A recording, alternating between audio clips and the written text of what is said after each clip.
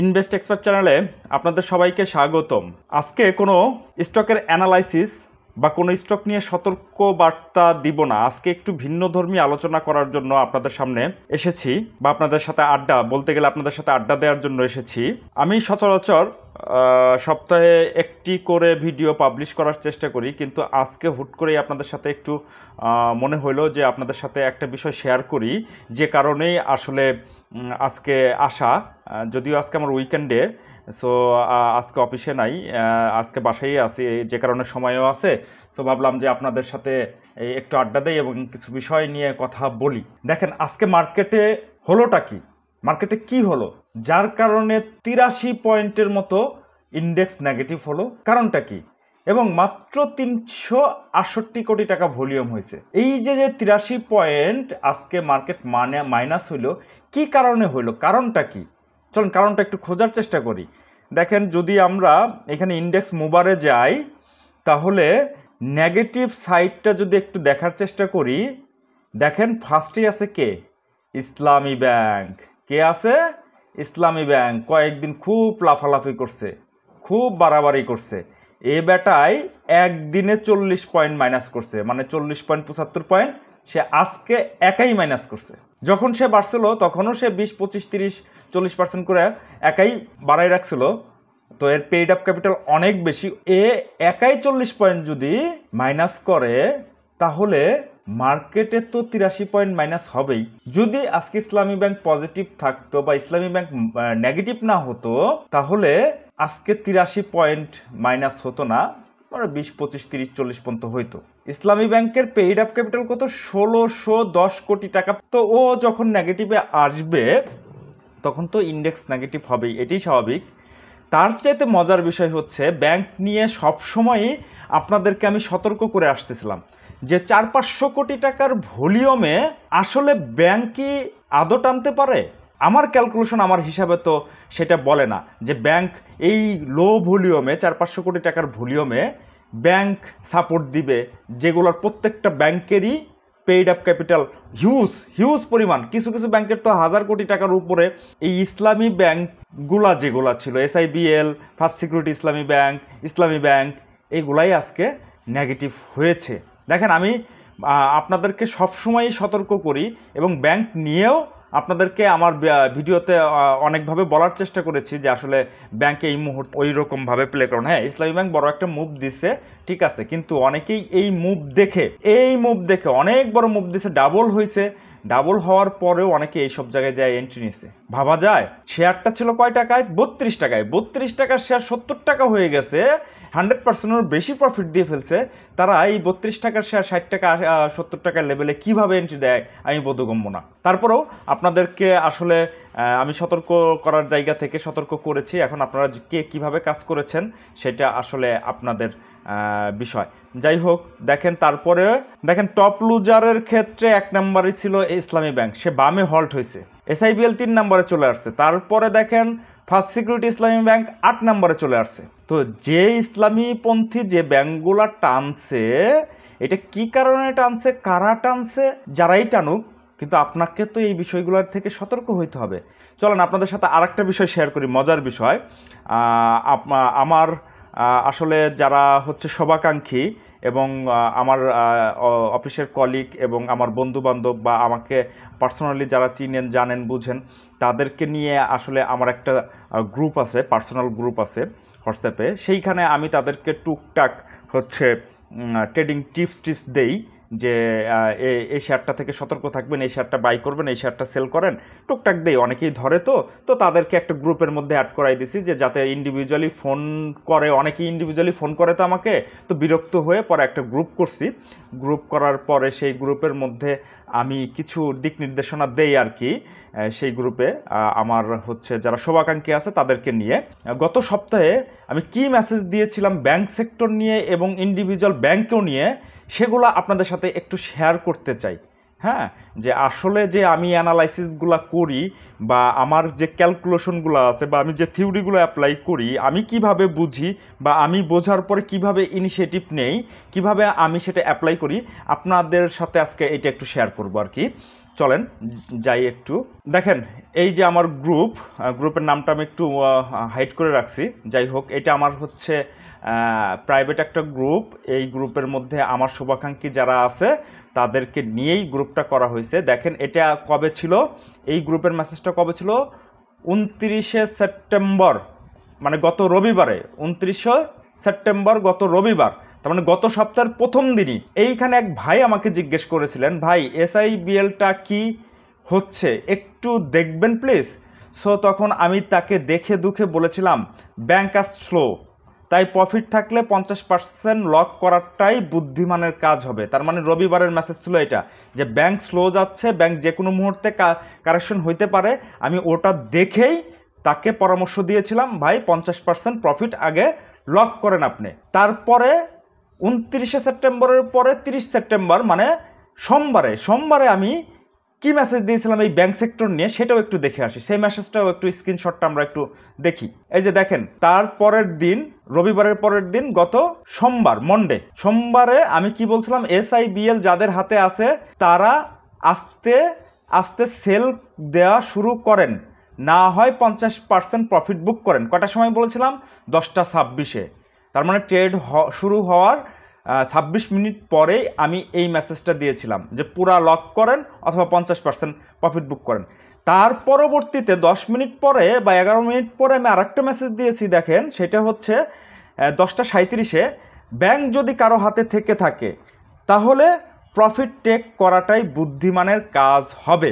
তার মানে 10-11 মিনিট পরেই আমি বুঝতে পারতেছিলাম যে ব্যাংক থেকে কোনো কিছু একটা হচ্ছে।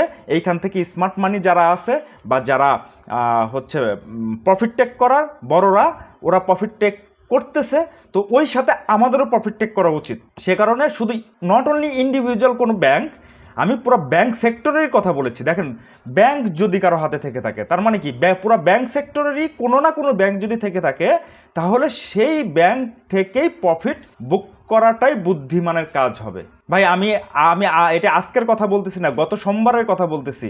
তো গত সোমবারে জানতাম যে আজকে এরকম হবে। আমি ভাই জ্যোতিষী না, আমি ক্যালকুলেশন টাইপের মানুষ। আমি ক্যালকুলেশন করে দেন এদেরকে একটা মেসেজ দেওয়ার চেষ্টা করেছি।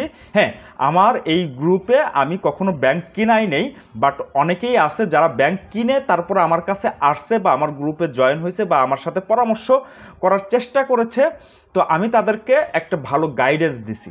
আমি আমার থিওরি, আমার ক্যালকুলেশন, আমার বিদ্যাটা তাদেরকে দিয়ে একটু সেভ করার চেষ্টা করেছি, এতটুকুই। ভাই শুধু স্টক কিনলেই হবে না, আপনাকে আগে জানতে হবে, বুঝতে হবে ওই স্টকটা থেকে কখন আপনি প্রফিট বুক করবেন। অনেক এরকম আপনাদের অনেক হয়েছে, আপনাদের সাথে অনেক হয়েছে, আমার নিজের সাথেও হয়েছে যে একটা স্টক কিনছি, কেনার পর 10-15-20% প্রফিট হয়ে গেছে, বাট সেটা আমি বিক্রি করি নাই, কিন্তু আলটিমেটলি সেটা আরও 40% লসে চলে গেছে বা 20% লসে চলে গেছে। যদি আমি জানতাম, তখন যদি জানতাম বা আপনারা যদি জানতেন যে ওই স্টকটা ওইখান থেকে আপনাকে প্রফিট বুক করতে হবে, তাহলে আপনাদের এই লাভটা কখনো আর মাইনাস হয়ে যেত না। আপনার ওই লাভটা নিয়েই বেরোতেন। তখন যখন মাইনাসে চলে যায়, হাই কি করলাম, আমি বিক্রি করলাম না কেন? ভাই আপনি জানেনই না যে আপনি কোথায় বিক্রি করবেন। সো একসময় আমিও জানতাম না, আমি এটা শিখেছি, পড়েছি, বুঝেছি, এজন্য এখন আমি এই বিষয়গুলো একটু ধরতে পারি। হ্যাঁ, আমি সব জানি এটা বলতেছি না, আমি এটাও কখনো স্বীকার করবো না। আমি সব কিছু জেনে গেছি, মার্কেটে সবই আমি পারবো। আমি ভাই প্রেডিক্ট করি, আমি ক্যালকুলেশন করি। আমার ক্যালকুলেশনের সাথে যদি মিলে যায় দেন আমি সেখানে অ্যাকশন নেই, ক্যালকুলেশনের সাথে যদি না মিলে আমি ওইখানে অ্যাকশন নেই না। এই পৃথিবীর সব কিছুই ক্যালকুলেশন দিয়ে চলে, সব A to Z ম্যাথ, পৃথিবীর সবই ম্যাথ দিয়ে চলে। এই পৃথিবীর ঘূর্ণন বলেন, পৃথিবীর দিন রাত্রি বলেন, মানুষের জীবন চক্র বলেন, মানুষের জীবনের একটা বয়স রেঞ্জ আছে, বাল্যকাল, যৌবনকাল, বৃদ্ধকাল। তো আপনি কি দিয়ে মেজারমেন্ট করেন, এগুলো সব কিছুই কিন্তু ক্যালকুলেশন। আমাদের মার্কেটটাও এর বাইরে না, মার্কেটটাও ক্যালকুলেটিভ। তো আপনাকে ক্যালকুলেশনটা জানতে হবে। আপনি ক্যালকুলেশন ওই যোগ বিয়োগ গুণ ভাগ না, আসলে ক্যালকুলেশন এটাকে বলে না, ম্যাথ এটাকে বলে না। ম্যাথের অনেক কিছুই আছে, অনেক থিওরি আছে, সেগুলো আপনাদেরকে শিখতে হবে, সেগুলো আপনাদেরকে বুঝতে হবে। দেখেন আমার কথাতে যদি কোনো ভাই বিক্রি করে থাকে বা সেফ সাইডে চলে থাকে, সে কিন্তু আজকে তার ক্যাপিটাল লুজ হওয়া থেকে সে বেঁচে গেল। সে আমার জন্য দোয়া করবে যে ভাই এই কথা বলেছিলাম, তার কথা মতো আমি তার পরামর্শ অনুযায়ী আমি ব্যাংকটা বিক্রি করে দিয়েছি। তো আজকে দেখেন ওনার হাতেও যদি তখন হচ্ছে ইসলামী ব্যাংক থেকে থাকতো, তাহলে আজকে ইসলামী ব্যাংকের কী অবস্থা? বামে হল্ট বায়ান নাই। এসআইবিএল, এই যে এসআইবিএল দেখেন আমার এখানেও বলা আছে আজকে এসআইবিএল 7% নেগেটিভ হচ্ছে, এবং ওই দিনের পর থেকেই নেগেটিভ, ওই দিনের পর থেকে কখনো পজিটিভ না। সো আমি সর্বোচ্চ চেষ্টা করি যে সর্বোচ্চ প্রফিটটা কীভাবে মেক করা যায়। হ্যাঁ, 2-1 পয়সা 2-1 টাকা এদিক সেদিক হয় বাই সেলের ক্ষেত্রে, এটা আসলে ম্যাক্সিমাম প্রফিটটাই যে আমি মেক করতে পারবো এমন না, 2-1 টাকা কম বেশি করে বিক্রি করতে হয়, এটা কেউ পারে না। আসলে এটা যে বলবে সে ভুল কথা বলতেছে। আপনাকে ওই কেনার সময়ও 2-1 পয়সা 2-1 টাকা এদিক সেদিক করে কিনতে হবে, বিক্রি করার সময় 2-1 টাকা এদিক সেদিক করে কিনতে হবে আপনার, বিক্রি করতে হবে। দেখেন এইটা তো গেল আমি এইটা দেখাইলাম গত রবি এবং সোমবারে আমি কি মেসেজ দিয়েছিলাম, সেই মেসেজের কথা আপনাদেরকে জানাইলাম। আজকে কি বলেছি, ইমিডিয়েট কি বলেছি, আজকে ট্রেড আওয়ারে কি নির্দেশনা ছিল আমার এই ভাইদের জন্য, সেইটা একটু দেখে আসি চলেন। দেখেন এই যে এটা আজকের, এটা টুডের, হ্যাঁ এটা আজকের। এই যে আজকে 10:56 আমি কি বলেছি, ট্রেড আওয়ার শুরু হওয়ার 56 মিনিট পরে কি বলেছি, চার্ট আমি দেখতেছিলাম। আমি বাসায় যেহেতু ছিলাম, অফিসে ছিলাম না, সবসময় আমার স্ক্রিনের সামনেই আমি ছিলাম, আপ্তাপটোটা আমার নজরে ছিল। আমি এখানে কি বলেছি, যাদের হাতে এখনও আপ্তাপটো আছে তারা সুযোগ খুঁজেন, এখান হতে যদি নেগেটিভ হয় তাহলে সেল দিতে হবে। দেখেন স্পষ্টভাবে বলেছি যে আপ্তাপটো এখনও যাদের হাতে রয়ে গেছে তারা সুযোগ খুঁজবেন। কয়টার সময়? 10:56। যদি এখান থেকে কিছু একটা নেগেটিভ হয়, মানে ওইখান থেকে 10 পয়সাও যদি নেগেটিভ হয়, তখন আপনার সেল দিয়ে বেরোতে হবে। আমি ওই কথাই বলেছিলাম, এখানে একবার স্পষ্টভাবে বলে দিয়েছি আমার এই ভাইদেরকে যারা আমার সাথে আছেন বা আমার শুভাকাঙ্ক্ষী যারা আছেন। চলেন আপ্তাপটোর ওই 10:56 কি হয়েছিল সেটা, বা কয় টাকার রেটে ছিল সেটা আমরা একটু দেখে আসি। এই যে দেখেন আপ্তাপটোর ট্রেড লিস্টটা আমি ওপেন করেছি, বাই সেল ট্রেডের ট্রেড লিস্টটা আমি ওপেন করেছি স্টক নাও থেকে। দেখেন 10:56 বলেছিলাম, এই যে 10:56 আপ্তাপটোর রেট ছিল কত? 34 টাকা 50 পয়সা। 34 টাকা 50 পয়সা আমি ধরে নিলাম, 34 টাকা আরও 10 পয়সা কমছে, 34 টাকা 40 পয়সা, তাই তো? এই যে 10:56 বা 57তে যদি কেউ সেল করে, 58তে কেউ যদি সেল করে, তাহলেও সে 40 পয়সা রেটে সে বিক্রি করতে পারছে। ইভেন তারপরেও কিন্তু এই দেখেন 35 টাকা রেটেও গেছিলো, দেখেন তারপরেও, মানে এটা হচ্ছে 11টা 11, এই দেখেন 35 টাকা 30 পয়সা, 35 টাকায় যে 35 টাকা 30 পয়সাও কিন্তু 48,000 শেয়ার কিনেছে কেউ। তার মানে কি আপনি ওইখান থেকে দিয়ে দিতে পারতেন, বা তারা দিয়েছে, তারা ভালো একটা রেট পাইছে। আমি ধরেই নিলাম তাইলে 34 টাকা 50 পয়সা, হ্যাঁ 35 টাকা 30 পয়সা ধরলাম না, 34 টাকা 50 পয়সা তারা অ্যাভারেজে সেল করতে পারছে। এখন দেখেন আপ্তাপটোর কী অবস্থা, কয় টাকায় ক্লোজ হয়েছে? দেখেন আপ্তাপটো 32 টাকা 40 পয়সায় ক্লোজ হয়েছে। তো ওই সময়টাতে আমি বুঝলাম কিভাবে যে আপ্তাপটো কারেকশনে আসতে চলেছে। এইখান থেকে 2 টাকা সেভ, এই ছোট একটা শেয়ারে 2 টাকা সেভ হয়ে গেছে তার। কেউ যদি এই লেভেলে এন্ট্রি নিয়ে থাকে, 28 টাকা 50 পয়সার দিকে যদি এন্ট্রি নিয়ে থাকে, তাহলে 34 টাকা 50 পয়সা সে বিক্রি করে দিচ্ছে, তাহলে তার 6 টাকা প্রফিট হচ্ছে। কিন্তু আজকে দেখেন ক্লোজ দিল কততে? 32 টাকা 40 পয়সা, মানে আরও 2 টাকা কমে ক্লোজ দিছে। তাহলে আমি ভাই বুঝলাম কিভাবে যে এই আপ্তাপটোটা ওই 10:56 বুঝলাম কিভাবে যে আপ্তাপটো কারেকশনে আসতে চলেছে। আজকে আরেকটা স্টকের কথা আমি বলেছি, এবং গত ভিডিওতে আমার স্পষ্ট বলা আছে, গত ভিডিওতেও সেই স্টকটা নিয়ে আমি আলোচনা করেছিলাম। আপনারা চাইলে সেই গত বৃহস্পতিবারের ভিডিওটা আপনারা একটু দেখে আসতে পারেন যে সেখানে আমি কি বলেছিলাম। চলেন ওই স্টকটা একটু দেখি যে আমি গ্রুপের মধ্যে সেই স্টকটা নিয়ে কি নির্দেশনা দিয়েছিলাম। দেখেন এইখানে আমি একটা চার্টের স্ক্রিনশট নিয়ে আমি বলেছিলাম কারো হাতে এডিএন থাকলে ছেড়ে দিতে পারেন। তখন এডিএনের রেট ছিল কত? 103 টাকা। এই যে দেখেন তখন এডিএনের রেট ছিল 103 টাকা। 11:14 আমি আমার গ্রুপে বা আমার শুভাকাঙ্ক্ষী যারা আছে যেইখানে, তাদেরকে আমি বলেছিলাম কারো হাতে এডিএন থাকলে ছেড়ে দিতে পারেন। একদম স্পষ্ট বলা আছে। কয় টাকা রেটে ছিল? আপনার 103 টাকা রেট ছিল। এডিএন কী অবস্থায় আছে সেটা একটু দেখে আসি, বা আপনারা জানেনও অলরেডি এডিএন নিয়ে কি হয়েছে আজকে সেটা জানেনও, তারপর আপনাদেরকে একটু দেখাই নিয়ে আসি। চলেন, এডিএন আজকে ক্লোজ দিছে 98 টাকা, তার মানে আপনার 5 টাকা গ্যাপে, মানে ডাউনে ক্লোজ দিছে। তার মানে তার অলরেডি 5 টাকা সেফ হয়ে গেছে, সে 5 টাকা বেশি প্রফিট করতে পারছে, বা সে 5 টাকা লুজের হাত থেকে বেঁচে গেছে। এরপরেও বলবেন ভাই অ্যানালাইসিস কাজ করে না, অনেকেই অনেক কথা বলে আমার কমেন্টসে, যে অনেকে অনেক ধরনের কথা। হ্যাঁ অবশ্য সবাই ভালো কথা বলে, 2-1 থাকবে এরকম, ওইগুলো আমি কখনো আসলে আমলে নেই না। 100 জনের মধ্যে 2, 4, 5, 10 জনের তো নেগেটিভ কথা বলবে, তারপরও বলে অনেকেই, একটু বলার চেষ্টা করে যে আপনি কি পণ্ডিত হয়ে গেছেন কিনা, বা আপনি কি হয়ে গেছেন কিনা। না ভাই আমি পণ্ডিত না ভাই, সত্যি কথা বলতেছি, আমি পণ্ডিত না, আমি জ্যোতিষও না, আমি ভাই অ্যানালাইসিস করি, আমি আমার ক্যালকুলেশন, আমার ম্যাথ, আমার থিওরি, আমার টেকনিক, এইগুলো সবগুলো চার্টের মধ্যে অ্যাপ্লাই করার চেষ্টা করি এবং এটা আমি রিড করার চেষ্টা গুলাই যে অ্যানালাইসিস অনুযায়ী চলে এমনও না, আমি এটাও বলতেছি না, কিন্তু আমার মেজরিটি পোর্শন আমার ক্যালকুলেশন, কারণ আমি নিজে রিসার্চ করেছি, নিজে অ্যানালাইসিস করে দেখেছি আমাদের মার্কেটে কিভাবে কাজ করে, সেই দক্ষতাটা আমি আয়ত্ত করার চেষ্টা করেছি, সেই অনুযায়ী আমি কাজ করার চেষ্টা করি। তো দেখা গেল আমার 10টা ট্রেড নিলে আমার 2টা 3টা ট্রেড ছুটতেই পারে, এটা হতেই পারে। টেকনিক্যাল অ্যানালাইসিস 100% কেউ আপনাকে অ্যাকুরেসি করাই দিতে পারবে না, আই এম গ্যারান্টেড, কেউ করাই দিতে পারবে না, আমি নিজেও পারবো না ভাই। এটা যে বলবে সে আপনার কাছে মিথ্যা কথা বলতেছে। আমরা প্রেডিকশন করি, আমরা ক্যালকুলেশন করি, আমরা অ্যানালাইসিস করি, ওই অ্যানালাইসিস অনুযায়ী যে এটা কিভাবে হইতে পারে, কেন হইতে পারে, এই আপনাদের সামনে প্রমাণই দেখাইলাম।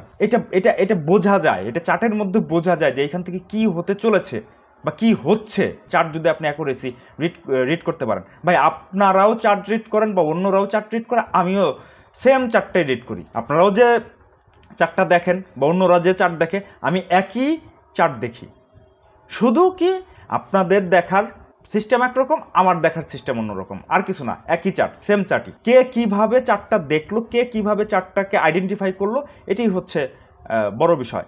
এবং কে কিভাবে ক্যালকুলেশনটা করলো। অঙ্ক করলে ভাই ভুল হয় না, যোগ বিয়োগে ভুল হয় না, কে এই ক্যালকুলেশনেরও ভুল আছে, কিন্তু আপনি যখন একটা জিনিস বারবার এক্সারসাইজ করবেন, অ্যাকুরেসিটা খুব ভালো হবে। যাই হোক, আজকে অনেক কথা বললাম, একটু দেখে শুনে ট্রেড করবেন। আমি সবসময়ই বলে আসতেছিলাম যে আসলে ব্যাংক টিকবে না, আজকে তাই হইল। যাই হোক, তারপরেও বলার চেষ্টা করতেছিলাম আমি ভিডিওর মধ্যে যে আপনারা ছোট শেয়ারগুলোর দিকে একটু নজর দেন। দেখেন ছোট শেয়ারগুলা বেশ ভালো করেছে, যেগুলা ইসেও গিয়েছিল, আপনার হচ্ছে যেটা গিয়েছিল সেগুলোও অনেক ভালো করছে, অনেকগুলো শেয়ার, এই ছোটো শেয়ারগুলো বেশ ভালো করতেছিল। এই যে দেখেন ছোটো শেয়ারগুলো খুব ভালো করতেছিল। তো আপনারা, আমার একটাই পরামর্শ থাকবে আপনাদের প্রতি, আপনারা কখনো হাই ভ্যালুতে, মানে একটা স্টক 30-40-50% বেড়ে গেছে, সেই লেভেলে যায় এন্ট্রি নেবেন, এইটা আমি আপনাদেরকে বলবো না বা আপনাদেরকে পরামর্শও দিব না। তো আপনারা যে স্টকটা অনেক বেড়ে গেছে সেই স্টকটা থেকে দূরে থাকবেন এবং যেগুলা বটম লেভেলে আছে সেগুলো দেখে দুঃখে সুন্দর মতো অ্যানালাইসিস করে বটম ট্রেড করার একটু চেষ্টা করেন, মানে নিচে কেনার, যত নিচে কেনা যায়। ভাই আমি নিজেও বটম ট্রেড করার চেষ্টা করি, নিজেও সেটা নিচে কেনার চেষ্টা করি। তারপরেও অনেক সময় দেখা গেল যে বেশি প্যানিক দেয় বা সেটা 2-4 দিন 5 দিন 10 দিনের জন্য লসে চলে যায়, কিন্তু আলটিমেটলি আপনাদের মতো এত বড় লস হবে না। দেখেন, কেউ যদি আপনার 70 টাকা লেভেলে ইসলামী ব্যাংক কিনে থাকে, তাহলে তার আজকে কী অবস্থা? কারো কথায় কারো প্ররোচনায় যদি এই 70 টাকা লেভেলে ইসলামী ব্যাংক কেউ কিনে থাকে, তার কি অবস্থা?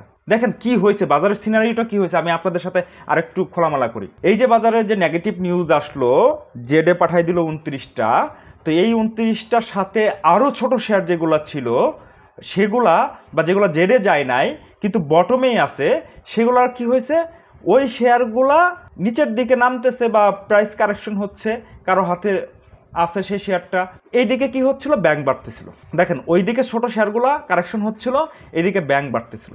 সে লোক কি করছে, এরকম বহুত ভাই আছে, আমার পরিচিত অনেক ভাই আছে, আমার কাছে ফোন দিয়েই বলছে, তারা কি করছে, তারা হচ্ছে এই শেয়ারটা যেটা কারেকশন হচ্ছিল ওই শেয়ারটা সেল করে দিয়ে ব্যাংক টাইপের শেয়ারে তারা ঢুকছে, একদম হাই ভ্যালুতেই ঢুকছে। ঢোকার পরে কি হয়েছে, আজকে কি হয়েছে দেখেন, আজকে যেগুলো বাড়তেছিল সেগুলো কিন্তু কারেকশনে চলে আসছে। তাহলে আলটিমেটলি এই লোকটারে দুই দিক দিয়েই ঠকানো হইলো, বা এই লোকটা দুই দিক দিয়ে নিজের ইচ্ছাতেই ঠকলো, কারণ যেটা কমতেছিল সেটা আজকে কিন্তু বাড়ছে, এবং যেটাতে সে এন্ট্রি নিল, সুইচ করে যেটাতে এন্ট্রি নিল সেটাও কারেকশনে গেল। তার মানে কি, আলটিমেটলি সে দুই দিক দিয়েই লোজার। তো এইরকমই হয় বাজারে, এইরকমই সবসময় হয়। সাধারণ বিনিয়োগকারীদের আমি পালস বুঝি, ওনারা এইরকম টাইপেরই ট্রেড করার চেষ্টা করেন। একসময় আমি নিজেও করতাম, অস্বীকার করবো না ভাই, একসময় আমি নিজেও করতাম, সেখান থেকে আমি বের হয়ে আসছি। তো আপনারা সময় আছে, সুযোগ আছে, এখান থেকে বের হয়ে আসেন, দেখবেন আপনারা ভালো থাকবেন, শান্তিতে থাকবেন, রাত্রে আরামে ঘুমাইতে পারবেন। তো আজকের মতো আলোচনা এখানেই শেষ করব। ধন্যবাদ।